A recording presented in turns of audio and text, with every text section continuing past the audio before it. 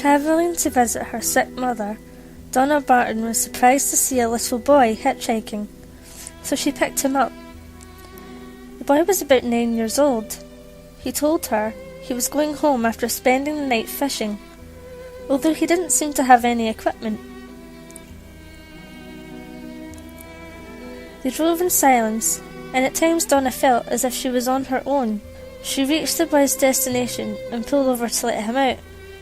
As he left the car, he leaned over and told her that her mother said goodbye and that she hadn't suffered.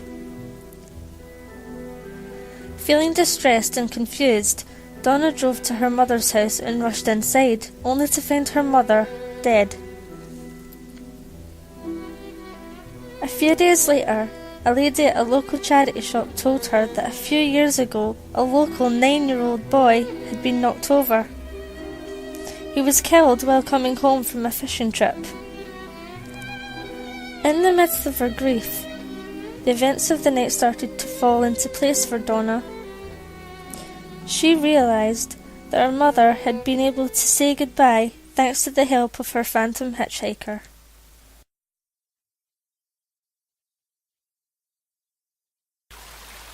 It was a stormy night as Joyce Farmer drove home from her job as a barmaid in Settle, North Yorkshire. The rain was thundering down, restricting visibility and keeping her speed low. Suddenly, through the rain, she saw a figure standing in the middle of the road. As she drove closer, Joyce noticed the car had gone off the side of the road, and a middle-aged lady was beckoning to her. She wound down the window and asked the anxious-looking woman if she could help. Ashen-faced, the lady told her she was a midwife and had to get to a house just outside of town. As the woman who lived there had gone into labour, pleased she could help, Joyce let her in and drove off, following the midwife's directions. During the journey, Joyce could sense something was wrong. She felt as though she was alone in the car, even though the midwife was sitting right behind her. Her attempts at conversation were met with simple yes or no answers, and eventually the two women fell into silence. They finally arrived at a small farm, and Joyce brought the car to a halt. The midwife got out and walked to Joyce's window to thank her. It was only then that Joyce realised exactly what was wrong. The midwife looked like she was out of an old film. Her hair and clothes seemed terribly dated. Perplexed, Joyce watched her run up the path and into the house. Unable to forget the incident, Joyce told the story to the landlord of the pub where she worked the next day. When she told him where the farmhouse was, he told her that it had been derelict for years, due to a chain of tragedies that had occurred there. A young couple had lived in the cottage back in 1950. The wife was pregnant, but there had been complications, and they had called the midwife out when she had gone into an unexpected labour. However, the midwife had been killed in a car accident on her way to the house, and both mother and baby had died in childbirth. A few weeks later, the father committed suicide, unable to deal with his unbearable loss. Joyce drove back to the farm and saw it as it really was, a hollow shell with broken windows. The hairs on the back of her neck stood up. Had she helped a grieving spirit come to terms with the consequences of what she had failed to do all those years ago?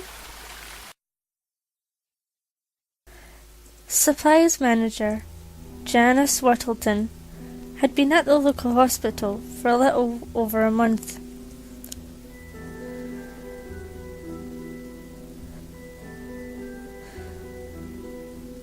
The decision, which was taken by management to provide her with an assistant, Her workload was a lot greater than had been anticipated, and the supplies room had already taken over another old ward that was empty.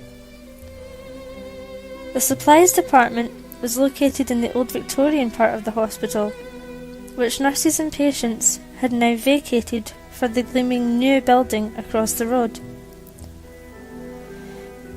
Supplies were constantly ferried from the old ward across to the main building. It was in this old ward that Janice was to meet her new assistant at 7 a.m. one wet October morning. She had arrived later than expected due to traffic, so had bypassed her office and made straight for the supplies room.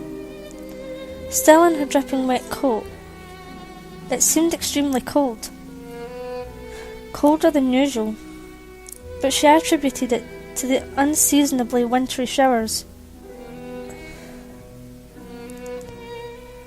As she approached the ward, she noticed one of the double doors was slightly open, and assumed her new assistant had already arrived. This was seemingly confirmed by the sense of someone moving about within the room.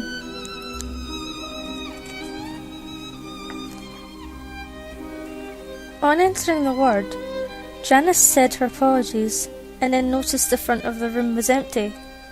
Thinking her new assistant had gone on an impromptu tour of the supplies room, she set about the shelves and boxes, moving towards the shuffling sounds.